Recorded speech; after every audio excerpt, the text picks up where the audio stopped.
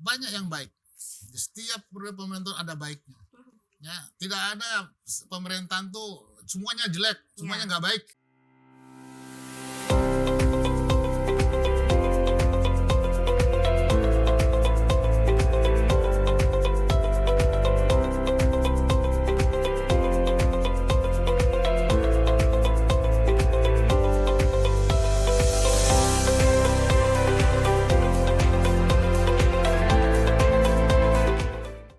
Halo pemirsa IBC Media, kembali lagi dengan saya Dian Hardianti dalam acara podcast Apa Kata Indonesia dengan tema Bonus Demografi, Pendidikan, dan Indonesia Emas yang belum ada roadmap-nya, hanya di catatan Jamila. Oke pemirsa, Apa Kata Indonesia saat ini kedatangan narasumber di mana beliau ini adalah politikus papan atas dan pengusaha di Indonesia, Ketua Dewan Perwakilan Rakyat Republik Indonesia periode 2009 hingga 2014 dan sempat menjadi anggota Partai Demokrat hingga 2021, dan beliau adalah seorang rektor di Universitas Indo Global Mandiri dari 2014 hingga sekarang. Siapa beliau ini? Yaitu Dr. Haji Marzuki Ali. Halo Pak, apa kabar? Alhamdulillah sehat. Sehat. Alhamdulillah. Ini suatu kehormatan untuk saya untuk bisa berbincang dengan Bapak. Ya, saya terima kasih udah diundang juga. Paling tidak saya ikut kontribusi pemikiran. Karena sekarang ini kan akan terjadi penggantian pemerintahan presiden. Mungkin calon-calon presiden yang akan tampil ini perlu masukan hingga pada saat nanti mereka berkuasa, mereka tahu apa yang akan dilakukan.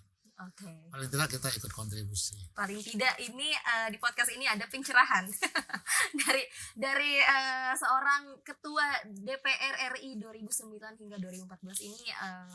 Bagi saya juga suatu kehormatan sekali lagi, karena di 2009 itu bisa dibilang saya masih belum mengerti akan lembaga-lembaga di Indonesia. Bahkan saat itu saya masih kecil Pak, dan akhirnya saya sangat bangga sih untuk bisa duduk di sini bersama Bapak. Gitu. Oke, nah tapi sebelum itu saya mau bertanya nih Pak, kesibukan Bapak Marzuki Ali saat ini apa nih? Kalau kesibukan ya dari muda tidak pernah berhenti berkegiatan.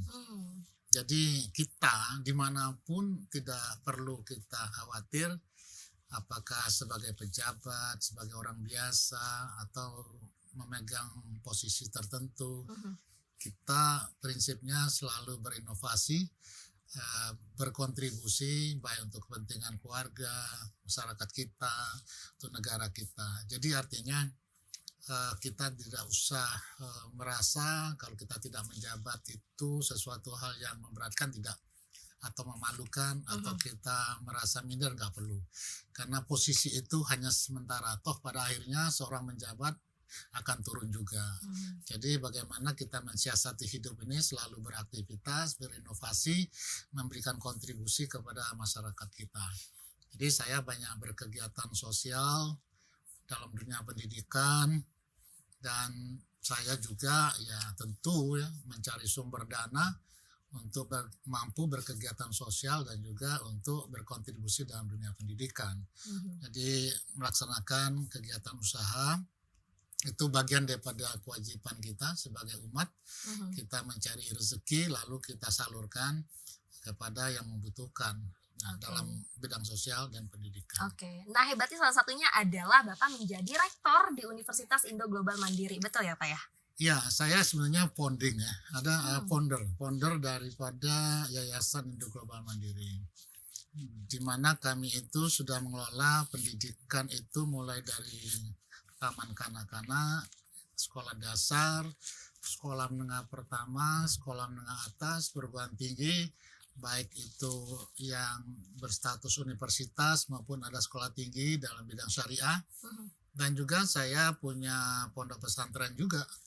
Jadi lengkap, artinya pendidikan konvensional dan pendidikan yang berbasiskan agama. Dan kenapa saya turun sebagai rektor pada tahun 2014?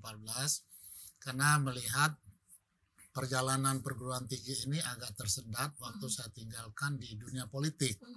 Begitu saya pulang, saya perhatikan, maka saya harus terjun langsung bagaimana membawa perguruan tinggi ini kembali kepada tracknya, memberikan kontribusi untuk pendidikan anak-anak kita, dia tumbuh dan berkembang semakin besar manfaatnya.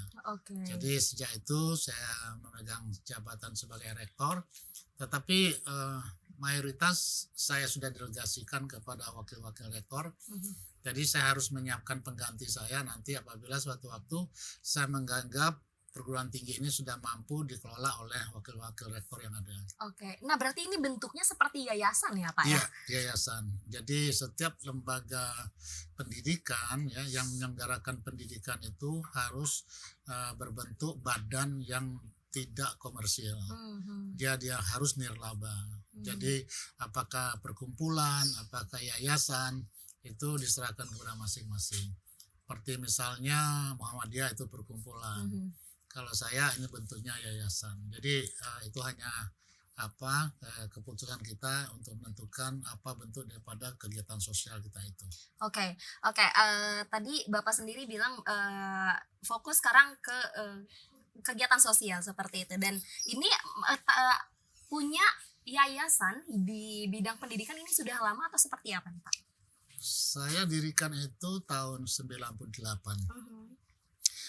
Tatkala saya masih menjabat di BUMN, saya pernah sebagai salah satu direksi di BUMN. Pada saat menerima calon-calon karyawan, saya lihat sumber daya manusia yang melamar ke badan usaha milik negara yang saya pimpin itu jauh daripada harapan. Artinya hasil dunia pendidikan itu tidak matching dengan keperluan industri.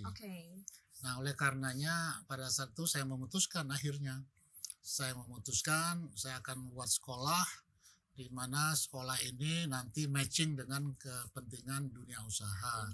Oleh karenanya visi yang saya nyatakan pada saat pendirian perguruan tinggi ini adalah bagaimana saya menyiapkan sumber daya manusia yang berintegritas dan profesional. Baik dia untuk menjadi pengusaha maupun dia berkompetisi untuk mengisi ruang-ruang pekerjaan. Jadi saya bukan research university, saya betul-betul universitas yang menyiapkan anak-anak kita sebagai entrepreneur dan juga bisa dia berkompetisi untuk mengisi kesempatan kerja yang ada. Nah, jadi itu yang saya nyatakan pada saat mendirikan perguruan tinggi tahun 98 dan sampai sekarang visi itu tidak berubah. Karena situasi kita memang memerlukan pengusaha. Bagaimana anak-anak kita ini berinovasi, bisa menjadi pengusaha. Bagaimana juga anak-anak kita mampu berkompetisi untuk mengisi kesempatan yang ada. Kita nggak boleh kalah bersaing dengan anak-anak dari Malaysia, dari Singapura, dari mana-mana. Kita harus siap juga anak-anak kita ini mampu berkompetisi di dunia global. Artinya kalau mereka ke Malaysia, mereka mampu berkompetisi untuk mengisi pekerjaan-pekerjaan yang ada di sana. Jadi itu yang mimpi yang saya nyatakan dalam bentuk visi, dan itu alhamdulillah sampai sekarang kita tetap komit dengan mimpi itu. Oke, ini Bapak sebagai dulu yang pernah menjabat di DPR dan juga politikus dan sekarang juga masuk ke dalam dunia pendidikan. Ini pendidikan di Indonesia menurut Bapak seperti apa nih, Pak? Ya, sebetulnya saya lebih dahulu berkecimpung dalam dunia pendidikan dalam bidang status saya sebagai profesional. Saya juga terjun dalam bidang pendidikan, dalam bidang sosial. Terjun dunia politik itu karena kecelakaan saja sih. Tahun 2003 ada sesuatu yang mengakibatkan saya berpikir bahwa satu-satunya untuk melakukan perlawanan itu adalah dengan masuk ke dunia politik. Hingga saya masuk dunia politik pada tahun 2003 akhir 2004 dan saya berjuang. Kebetulan pilihan saya waktu itu Partai Demokrat bersama SBY, saya bantu berkampanye seluruh Indonesia, saya memberikan pelatihan-pelatihan. Saya yang pertama kali memberikan pelatihan kepada kader-kader, kepada tim-tim kampanye se-Indonesia. Kemudian kita menang, saya ditugaskan sebagai sekretaris jenderal kemudian kita siapkan sehingga kita menang pemilu pada tahun 2009, dapat 20% lebih. Nah, disitulah posisi saya langsung masuk ke lembaga politik DPR dan saya langsung ditugaskan sebagai ketua DPR. Jadi saya tidak pernah di DPR, tiba-tiba masuk ke dunia politik, masuk gedung DPR sebagai ketua DPR. Cukup 5 tahun, saya pikir sudah cukup untuk mengabdi dunia politik. Ya, saya kembali kepada habitat saya dalam bidang pendidikan dan sosial, samping juga meneruskan usaha yang saya telah bangun sejak lama. Jadi saya dirikan ini sejak 98. Jadi bukan hal baru, bukan ujuk-ujuk saya politik baru mendirikan, tapi saya sudah memang mendirikan pendidikan sejak awal. Tapi melihat pendidikan di Indonesia ini seperti apa nih Pak? Ya, Apakah sudah siap untuk menghadapi globalisasi? Dari pertama alasan saya masuk ke dunia pendidikan saya jelaskan tadi kan, ada persoalan di mana anak-anak kita yang tamat daripada perguruan tinggi tidak match dengan kebutuhan dunia industri, dunia usaha. Nah, di situ saya siapkan. Nah, dilalahnya kondisi pendidikan kita ini tidak tumbuh. Artinya kalau kita pakai indikator dunia WHO ya, OECD ya, OECD itu satu lembaga yang menilai anak-anak kita dalam usia 15 tahun dalam bidang literasi, kemudian matematika dan literasi, matematika dan sains. Itu kita itu berada di 10 besar terbelakang. Jadi kita itu tidak pernah bergerak sejak tahun 2000 masuk ke lembaga yang namanya PISA, Program for International Student Assessment. Kita selalu berada di 10 besar terakhir dan itu tidak pernah berubah sampai dengan saat ini. Artinya apa? Artinya ada persoalan yang harus kita benahi sehingga kita dalam asesmen tersebut paling tidak kita masuk 60, urutan ke 60, ke 50, kita dengan negara-negara tetangganya kita kalah. Nah, ini menunjukkan bahwa pendidikan dasar menengah kita itu jauh tertinggal dan tidak tumbuh ya, tidak bergerak maju. Karena apa? Dari asesmen yang dilakukan oleh OECD tersebut, kita itu di angka selalu di atas 70, 72, 73, 74, di antara 80 negara yang anggota PISA. Nah, itu dari segi pendidikan dasar menengah. Dari segi pendidikan tinggi, kita di level dunia dan level Asia pun kita hanya menempatkan 3 perguruan tinggi negeri yang berada 500 besar dunia. Artinya kita itu memang dari segi pendidikan jauh tertinggal dibandingkan negara-negara ASEAN, apalagi Asia dan apalagi global. Nah, ini tentu harus dicari sebabnya. Ya, untuk pendidikan dasar menengah kita tahu banyak masalah yang harus kita selesaikan. Jadi pertama ya, pendidikan itu ditentukan, mutu pendidikan itu ditentukan pertama adalah guru yang bagus. Guru yang mampu membina, mampu mendidik dengan baik. Jadi bukan hanya mampu mengajar tapi mendidik. Mendidik itu lengkap, artinya baik dia kotak kanan, tak kiri itu dilengkapi. Nah, itu guru yang baik. Yang kedua, infrastruktur. Jadi infrastruktur yang menunjang pendidikan. Kita tahu gedung sekolah yang rusak. Ya. Kalau guru tadi bukan hanya kualitas, distribusinya ke daerah, tapi daerah lain tuh kita kurang gurunya ya. Nah, kadang-kadang kita menerima penerimaan guru siap ditempatkan dimanapun. Begitu udah setahun 2 tahun dia minta pindah ke kota besar, mencari jalan dia untuk pindah. Itu yang terjadi. Belum lagi kita bicara kualitas. Nanti kita diskusikan bagaimana memperbaiki kualitas guru. Ini yang harus menjadi perhatian kita. Nah, dari infrastruktur ya, infrastruktur juga sama. Kita tahu banyak sekolah yang rusak dan kalau oleh karena itu waktu zaman Pak Harto ada istilahnya SD Impres. Itu luar biasa. Bagaimana SD itu dibangun dengan impres. Jadi tidak perlu membutuhkan alokasi dana dari APBD pemerintah kabupaten kota, tapi langsung intervensi pusat membangun SD-SD ke seluruh pelosok negeri. Itu luar biasa gerakan itu. Nah, ini harusnya dilanjutkan. Nah, dan yang paling penting karena ini kita tahu perkembangan digital yang luar biasa, harusnya internet itu sudah terpasang bisa terhubung di seluruh negeri ini ke pelosok harusnya, tapi nyatanya mungkin ya sebagian dari wilayah Indonesia ini belum tersentuh internet. Betul. Itu realita. Bagaimana mereka mengikuti perkembangan dunia teknologi kalau internet sendiri mereka tidak bisa mengakses. Nah, itu yang hal-hal yang penting yang harus kita dapatkan perhatian, apalagi terkait dengan infrastrukturnya, aturan yang sering berubah. Ya. Begitu ganti menteri, tidak reformasi, kadang-kadang revolusi kalau saya bilang. Artinya membatalkan yang lama, membuat yang baru. Akhirnya kita nggak bisa mengevaluasi sistem pendidikan yang dulu itu bagus atau enggak. Baru 10 tahun berjalan kita ganti lagi sistemnya. Kita berjalan ganti lagi sistemnya. Seperti sekarang, ya kita tahu waktu menteri yang sebelum Mas Nadiem sekarang ini kan tidak mengenal adanya Merdeka Belajar Kampus Merdeka. Yeah. Kita melanjutkan kurikulum yang sebenarnya ada yang namanya K13. Nah, K13 itu sudah susah payah kan disosialisasikan kepada guru-guru kita, dan kelihatannya cukup bagus. Begitu ganti menteri, semuanya itu ditinggalkan dengan Merdeka Belajar, Kampus Merdeka. Ini pun saya nggak yakin nanti. Begitu ganti menteri 2024 misalnya, saya yakin ini pun mungkin ya tanda tanya juga. Apa itu akan dilanjutkan atau tidak. Nah, ini yang membuat konsistensi kita dalam menjalankan sistem itu, supaya mendidik anak kan harus berkelanjutan. Membina SDM ini tidak setahun 2 tahun. Membina SDM ini kan perlu waktu yang panjang. Kita mendidik anak kita kan dari kecil besar itu perlu waktu yang panjang. Jadi tidak serta-merta hari ini dirubah sistemnya, besok sudah jadi. Bahwa hasilnya itu akan dirasakan nanti setelah sekian tahun ke depan. Nah, bagaimana kita bisa menilai bahwa satu sistem itu baik kalau sebelum bisa dievaluasi, sistem itu sudah diganti lagi. Sistem diganti lagi. Nah, ini saya ingin sampaikan, siapapun yang berkuasa, yang baik sebagai presiden maupun sebagai menteri, sebaiknya program-program yang lalu itu dilanjutkan. Kalau dia tidak baik, kurang baik, disempurnakan. Jangan dirubah. Kalau dirubah itu radikal. Sesuatu yang dirubah itu pasti radikal.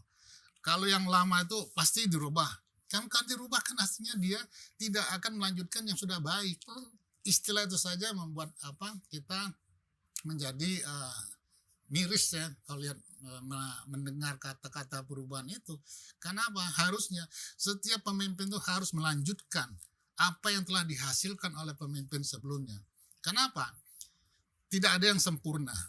Tapi pemimpin itu pasti memikirkan anak bangsa.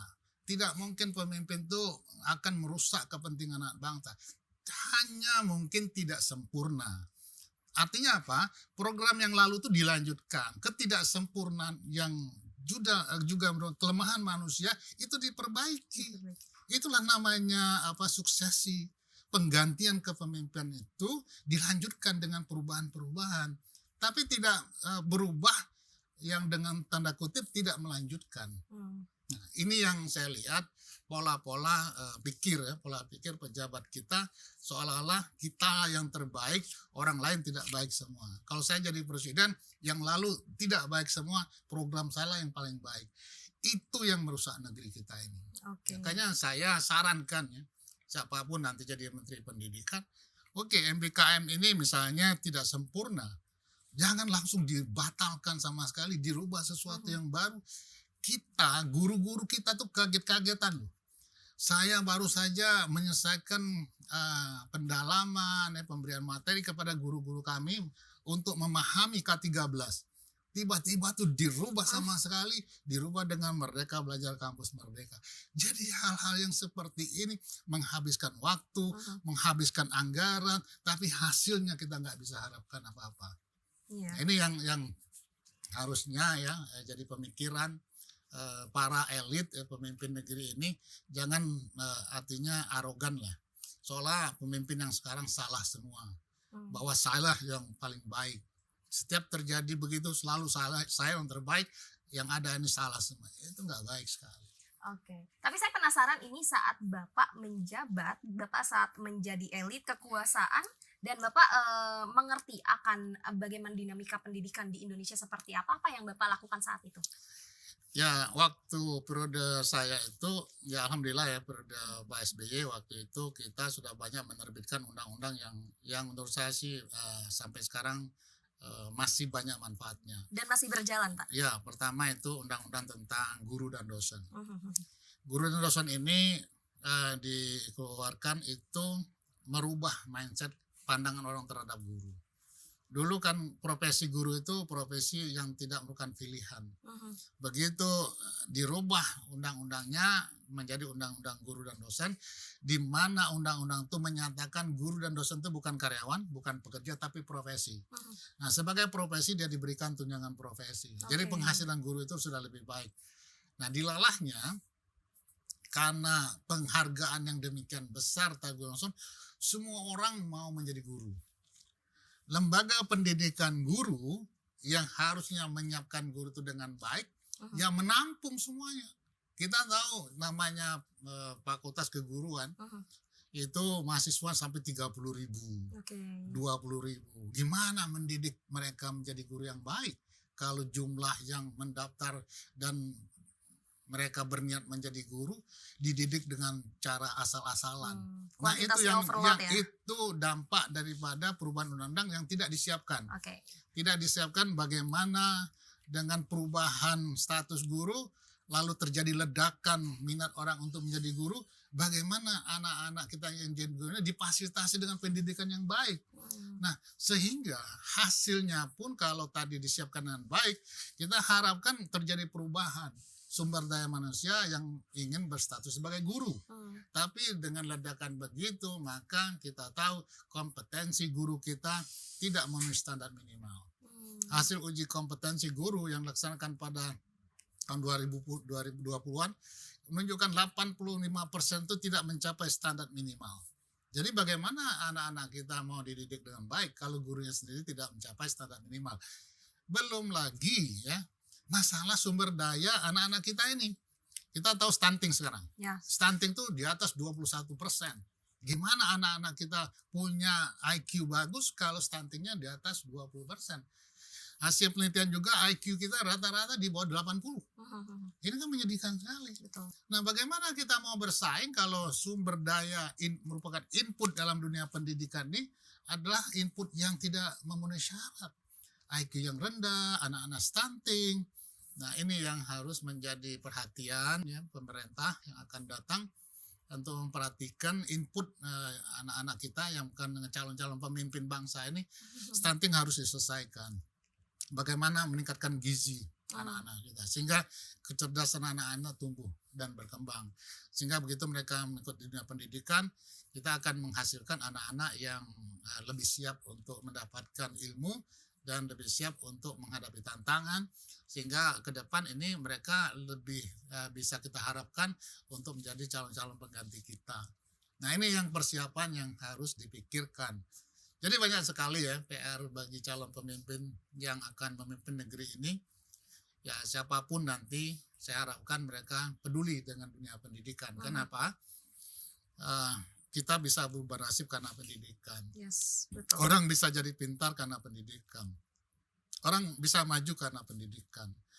Jadi kalau seorang pemimpin tidak peduli dengan pendidikan, maka pemimpin itu tidak memikirkan masa depan bangsa ini. Baik. Siap. Pak.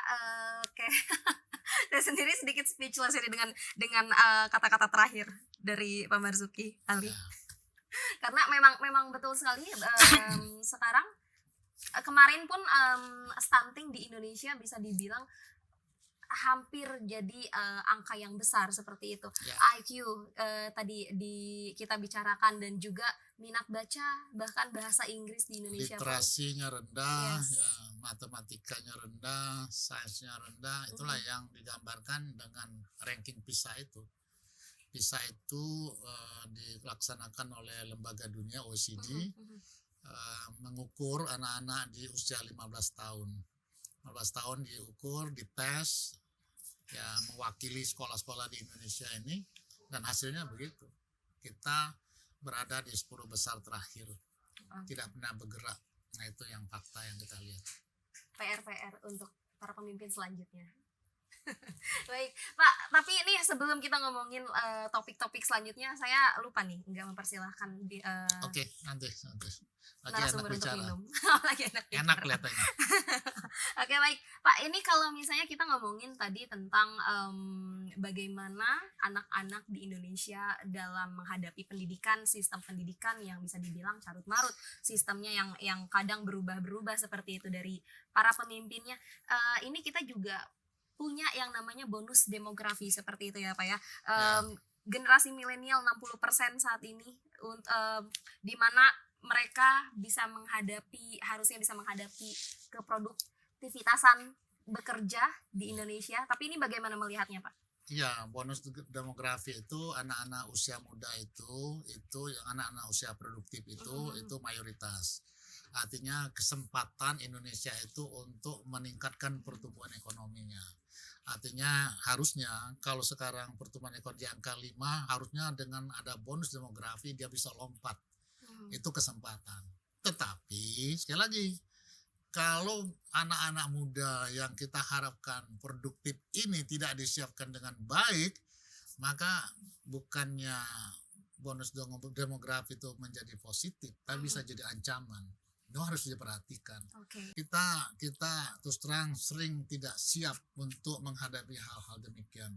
Saya ingat waktu saya masih menjabat sebagai pimpinan DPR, di mana kita sedang menghadapi APTA. Artinya persiapan untuk Asia Free Trade ASEAN, ya. Artinya perdagangan bebas di antara negara-negara ASEAN. Kemudian juga ada ASEAN China Free Trade, artinya ASEAN China Free Trade, itu juga perdagangan bebas antara ASEAN dan China. Tapi kita tidak siapkan dengan baik. Dampaknya ya tenaga kerja yang unggul kita nggak siap, kita dimasukin oleh tenaga dari negara-negara lain, khususnya dari China. Kita juga tidak siap berkompetisi dalam banyak hal, terutama UMKM kita. UMKM kita tuh belas habis dimasuk oleh produk-produk dari China. Yes. Itu artinya kita cuma menandatangani, ya, artinya menandatangani agreement kerjasama perdagangan bebas dan sebagainya, tapi tidak dipikirkan dampak daripada kita tanda tangan. Bagaimana kita menyiapkan negara ini, anak-anak kita ini untuk menghadapi tantangan itu. Perdagangan bebas bagus, tetapi kita harus siapkan bahwa produk-produk kita harus punya daya saing. Yes. Untuk punya daya saing, anak-anak kita harusnya juga unggul. Nah, kalau tidak disiapkan, gimana kira-kira anak-anak kita itu mampu berkompetisi? Nah, itu yang saya pernah alami ya. Waktu saya menjadi pimpinan DPR, ada satu kementerian dengan kementerian lain, ada STM penerbangan. STM penerbangan lapor, Pak, kita ini menghadapi perdagangan bebas ini, di mana tenaga industri penerbangan kita sedang luar biasa tumbuhnya, banyak sekali flight company, artinya perusahaan-perusahaan penerbangan kita tumbuh di Indonesia ini, di mana pasti dibutuhkan tenaga-tenaga teknis. Kita punya SMK penerbangan, tapi kita tidak punya sertifikat kompetensi. Padahal mereka dididik untuk memiliki kompetensi, tapi tidak punya sertifikasi. Siapa yang memberikan sertifikasi? Saya tanya kementerian ini tidak, kementerian tidak. Saya panggil semuanya. Gimana anak-anak kita ini kok dibiarkan seperti ini? Nah, itulah kenyataannya. Artinya kita tidak menyiapkan dengan baik, ya, bahwa akan ada tantangan itu. Harusnya begitu kita menghadapi tantangan itu harus sudah siapkan lembaga-lembaga sertifikasi untuk memberikan kompetensi kepada anak-anak kita, supaya apa? Supaya mereka pun kalau ke Malaysia diterima karena punya sertifikasi kompetensi.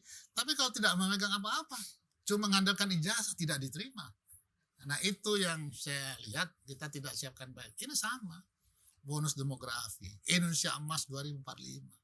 Saya baru baca Indonesia Emas 2045, rencana pembangunan jangka panjang nasional itu baru draftnya 2045 draftnya baru ada bulan Juni kemarin saya baca. Tapi dari segi SDM saya tidak melihat bagaimana tahapan-tahapan yang akan dicapai untuk mencapai 2045 itu. Jadi saya terus terang miris ya, kita kadang-kadang punya pemimpin itu hanya menghabiskan waktu pada masa jabatannya, apalagi kepala daerah eh, nggak usah jauh juga, termasuk direksi-direksi BUMN cuma menghabiskan waktu jabatannya. Kenapa? Dia pikir ini bukan perusahaan saya kok, 5 tahun saya selesai. Dia tidak memikirkan bagaimana perusahaan itu tumbuh dan berkembang menjadi world class company ya, perusahaan-perusahaan kelas dunia. Tatkala jabatan mereka itu 5 tahun itu sudah selesai. Jadi pikirnya itu hanya 5 tahun, padahal membangun satu company itu berpikirnya 25 tahun harusnya, tidak 5 tahunan. Nah, kita mengangkat direksi 5 tahun, kadang 3 tahun sudah ganti, kadang 2 tahun sudah ganti, kadang 1 tahun sudah ganti. Tidak ada kepastian jabatan, maka tidak akan visioner seorang pemimpin itu. Jadi direksi-direksi BUMN tanya, apa visi Anda untuk ke depan? Rata-rata menyelesaikan tugas saja 5 tahun. Apa adanya mereka jalankan, tanpa gaji besar, tapi perusahaan nggak tumbuh. Itu yang saya lihat. Jadi orang-orang yang visionernya hampir nggak banyak. Dan ini terus terang mengkhawatirkan. Ya, saya pribadi khawatir sekali tentang Indonesia ini. Kalau semua yang berpikir jangka pendek, apalagi berpikir politik praktis ya, semuanya bicara sangat instan, maka kita tidak akan maju sebagai negara yang unggul ya, apalagi masuk ke 5 besar negara ekonomi terbesar dunia misalnya kan. Kita 16 sejak zaman SBY sudah masuk 16 besar ekonomi dunia kan. Tapi sampai sekarang tetap 16 besar. Untuk menjadi 5 besar, apa yang harus dikerjakan? Ini berarti kalau misalnya ngomongin tentang bonus demografi yang sekarang Indonesia punya, dan nanti rencana Indonesia Emas 2045 seharusnya ini bisa sinkron ya Pak ya, dan itu bisa menjadi pendukung. Iya, 2030 ini sudah masuk bonus demografi. Dalam waktu yang pendeknya apa yang kita harapkan dari pendidikan kita seperti sekarang ini? Ya, pertama, angka partisipasi kasar kita aja banyak anak kita masih tidak sekolah. Ya. Yang kalau namanya perguruan tinggi anak kita baru 32% yang sekolah. Jadi apa yang kita harapkan? Anak-anak yang tidak terdidik. Ini yang harusnya dalam waktu yang pendek. 2030 sudah masuk bonus demografi kita. Harusnya ya ini harus siapkan betul loh. APK kita kenapa rendah? Kenapa? Dana pendidikan itu banyak terdistribusi ke lembaga-lembaga lain yang tidak bertanggung jawab dengan urusan kualitas pendidikan. Saya baca anggaran tahun 2023 ini, Kementerian Pendidikan Budayaan itu hanya menerima sekitar 13% dari alokasi dana pendidikan. Yang nilainya itu 20% dari APBN. Jadi artinya 13% dari 20% hanya berapa persen? Itu dana pendidikan dikelola oleh Kementerian Pendidikan Budayaan. Harusnya mereka yang mendapatkan dana itu yang paling besar. Karena mereka tanggung jawab dengan kualitas pendidikan. Bertanggung jawab dengan kuantitas jumlah anak-anak kita yang harus dididik. Akibatnya apa? Dana KIP tahun ini turun. Jadi anak-anak kita yang tadinya mengharapkan kuliah karena tidak punya kemampuan ekonomi, mengharapkan ada beasiswa KIP kuliah yang dulu namanya bidik misi. Ya dirubah jadi KIP, oke nggak masalah, rubah nama. Yang penting bagaimana jumlahnya meningkat. Nah, tahun kemarin baru perubahan nilai dari zaman masa ke masa itu uang sakunya mahasiswa itu cuma 700.000. Gimana mereka orang desa di kota mau kos, nggak punya tempat, bagaimana mereka kuliah? Sekarang dinaikkan 1 juta berapa, saya merasa masih belum cukup. Makanya kami ya betulnya yang menyanggakan pendidikan, yang memberikan tip kuliah dari pemerintah, yang mencarikan kos-kos murah. Ada rumah-rumah yang kita beli, kita tumpuk di sana. Ya baru tahun ini kami minta bantu pemerintah untuk bangunkan rusunawa untuk nampung anak-anak kita yang dari desa. Kemiskinan desa itu lebih berat untuk menyelesaikannya. Kenapa? Akses pendidikan yang tidak mudah. Terjamah dengan baik. Jadi kemiskinan di desa itu harus mendapatkan perhatian. Karena apa? Akses pendidikan. Akses untuk mendapatkan ilmu, akses untuk mendapatkan pengetahuan, akses untuk berusaha. Banyak sekali kelemahan desa itu. Itu yang harusnya pembangunan desa itu menjadi prioritas bagi pemerintah. Ada dana desa yang kita buatkan undang-undangnya dulu pada masa saya, uang 1 miliar, tapi kadang-kadang penggunanya tidak terarah. Nah ini perlu pendampingan. Ada BUMDes yang dinyatakan di dalam undang-undang itu juga ada BUMDes, tapi BUMDes itu tidak hidup, tidak tumbuh, tidak bergerak. Kenapa? Tidak ada pendampingan. Bagaimana kepala desa yang pendidikannya hanya SMP memikirkan badan usaha milik desa? Bagaimana kepala desa yang syaratnya hanya SMP bisa menggunakan uang 1 miliar untuk bangun infrastruktur dasar di desa? Ini harus dipikirkan. Saya pernah nyampaikan sebaiknya ada tidak hanya dokter yang turun ke desa, tapi bila perlu ada orang teknik sipil misalnya dia dapat magang atau apalah namanya, ya merdeka belajar apa yang turun ke desa, biayai negara, membimbing kepala desa untuk bagaimana membuat infrastruktur dasar, membimbing kepala desa bagaimana membangun badan usaha milik desa, membimbing kepala desa bagaimana bidang hukumnya, harusnya begitu pikirnya. Jadi banyak hal yang harusnya dipikirkan oleh seorang calon presiden menghadapi masalah-masalah seperti ini. Bicara itu harus overall, tidak sepotong-sepotong. Artinya, wah sudah kasih dana desa selesai urusannya, kasih BUMDes selesai urusannya. Gimana kepala desa yang pendidikan SMP untuk menjalankan itu yang harus dipikirkan. Tapi nggak ada sama sekali yang mikirkan itu. Rasa-rasanya sekarang pejabat hanya memikirkan bagaimana mereka bisa kaya, Pak. Nah itu lagi head on. Jadi kehidupannya Korupsi. head on. Ya kalau pesta anaknya kawin, waduh di gedung-gedung mewah. Zaman Pak Harto saya luar biasa ya. Tidak boleh pejabat tuh berpesta di mewah-mewah, tapi itu dilupakan udah. Pola hidup sederhana itu udah dilupakan. Sekarang kita tahu ya yang ketangkep kemarin ya karena ketahuan di pamer di Instagram, akhirnya ketahuan korupsi yang luar biasa. Ya ini yang harusnya dihidupkan lagi pola hidup sederhana itu.